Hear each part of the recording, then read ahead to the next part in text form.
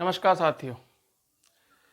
जी हाँ, बहुजन समाज पार्टी ने अपने 25 उम्मीदवारों की घोषणा कर दी है। जी हाँ, लेकिन इस घोषणा से इंडिया गठबंधन कांग्रेस और समाजवादी पार्टी के समर्थक और नेता और कुछ पत्रकार जो कांग्रेस और समाजवादी पार्टी को सपोर्ट करते हैं, उन्हें बड़ी बेचैनी हो रही है कि इस 25 उम्मीदवारों की लिस्ट में 7 उम्मीदवार, जी हाँ, 7 उम्मीदवार मुस्लिम समाज से हैं। इसीलिए इन जैसे लोगों के पेट में दर्द हो रहा है कि बहुजन समाज पार्टी ने मुस्लिमों को प्रतिनिधित्व के तौर पर चुनाव मैदान में क्यों उतारा, मुस्लिम समुदाय के 7 उम्मीदवारों को। जी हाँ, देखना यह है कि क्या कांग्रेस और समाजवादी पार्टी मुस्लिम जो वोटर है उत्तर प्रदेश में, क्या उन्हें अपना कोर वोटर मानता है? अगर ऐसा है तो अनुसूचित जाति और जनजाति की जो रिजर्व सीटें हैं, वो सीटों पर इंडिया गठबंधन के उम्मीदवार नहीं उतरने चाहिए, क्योंकि बहुजन समाज पार्टी को दलितों की पार्टी कहा जाता है।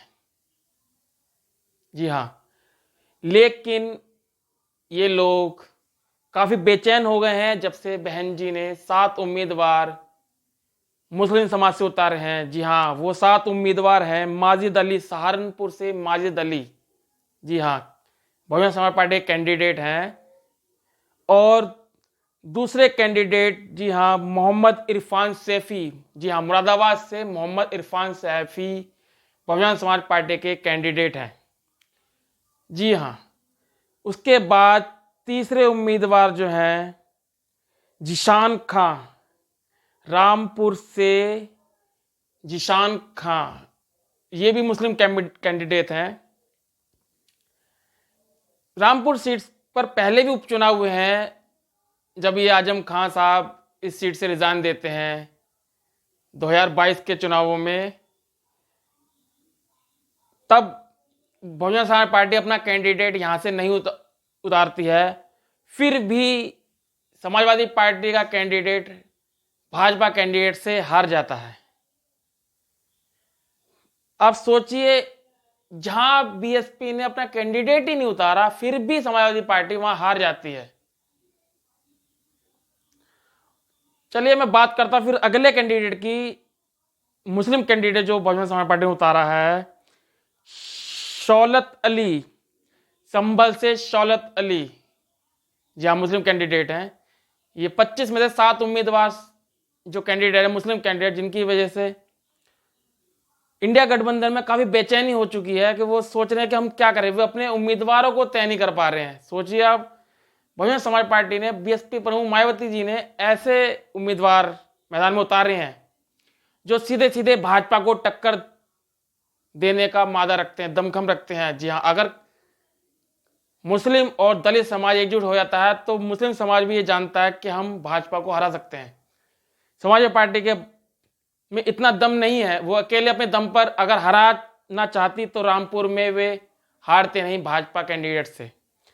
उसके बाद मुजाहिद हुसैन, अमरोहा सीट से मुजाहिद हुसैन, जो पिछली बार इस सीट से बहुजन समाज पार्टी से जीते हुए कुंवर दानिश अली, जिन्हें पार्टी गतिविधियों के खिलाफ जाकर जो वो कार्य कर रहे थे, इसी वजह से उन्हें पार्टी ने निष्कासित कर दिया। हालांकि उन्होंने अब कांग्रेस का दामन थाम लिया।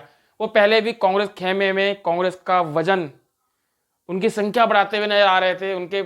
उनके सपोर्ट में उनके जो कार्यकर्ता या नेता हैं, उनके साथ में उनकी काफ़ी तस्वीरें वायरल हुई थी। इसी से ये एक पार्टी विरोधी मामले नजर आए बहुजन समाज पार्टी को। इसी वजह से उन्होंने कुंवर दानिश अली को पार्टी से बाहर कर दिया। जी हाँ, क्योंकि बहुजन समाज पार्टी अपने दम पर अकेले पूरे भारतवर्ष में अपने दम पर ही लोकसभा के चुनाव लड़ रही है। उसका किसी भी दल गठबंधन से कोई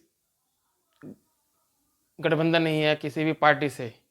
या उसके बाद में आबिद अली, आंवला सीट से आबिद अली बीएसपी के कैंडिडेट हैं। और फिर अनीस अहमद खां और फूल बाबू पीलीभीत से सांसद बनाया गया है, सांसद नहीं, उम्मीदवार घोषित किया गया है बहुजन समाज पार्टी द्वारा। लेकिन इन उम्मीदवारों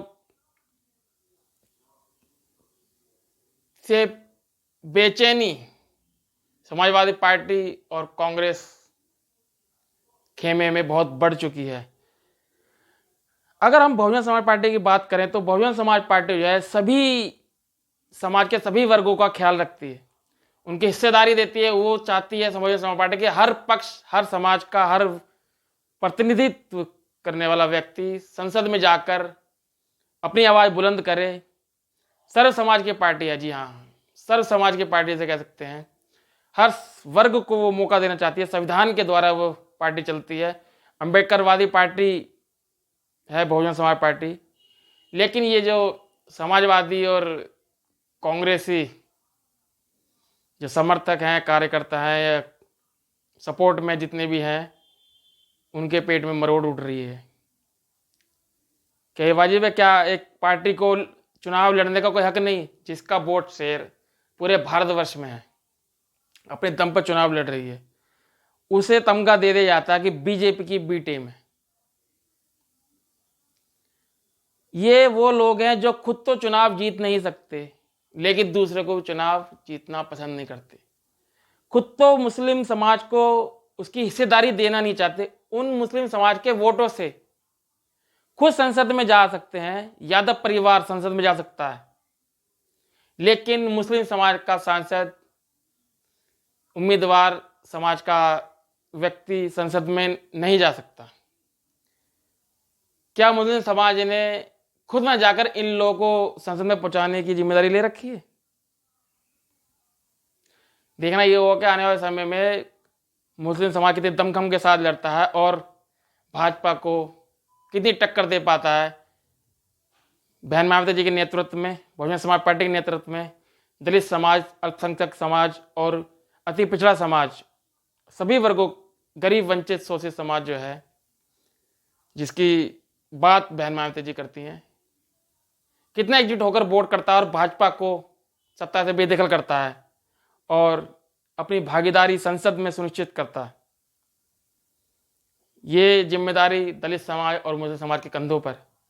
मुस्लिम समाज और दलित समाज को ये सोचना है कि अब की बार सच में अगर भाजपा को हराना है तो इन्हें खुद आगे बढ़कर जीतना होगा, लड़ना होगा समाजवादी पार्टी से, कांग्रेस से, भाजपा से, अगर इन्हें संसद में पहुंचना है तो।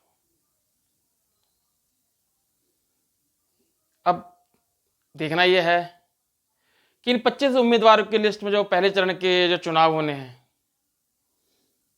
कितने दमखम के साथ मैदान में है।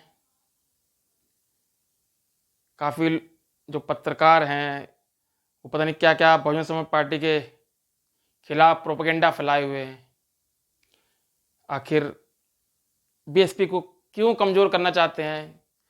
बीएसपी दलित समाज की पार्टी है, समाज के अंतिम पायदान पे खड़े व्यक्तियों की पार्टी है, शोषित पीड़ित वंचित वर्ग के समाज की पार्टी है, जो सताया हुआ वर्ग है उसकी पार्टी है। क्या उस पार्टी को आगे बढ़ने का मौका नहीं मिलना चाहिए? समाज के हितों की बात करती है। आपने 4 बार के शासनकाल में, बहन माता जी के शासनकाल में, ये सब देखा। उनकी कानून व्यवस्था, हर वर्ग को न्याय सुनिश्चित करना उनकी प्राथमिकता, हर समाज के हक अधिकारों के लिए खड़े होना, उनके लिए लड़ना उनकी पहली प्राथमिकता है। जी नमस्कार, मैं आज के लिए इतना ही कहूँगा। आगे की अपडेट जैसे भी निकल कर आते हैं आपको बताता रहूँगा। नमस्कार।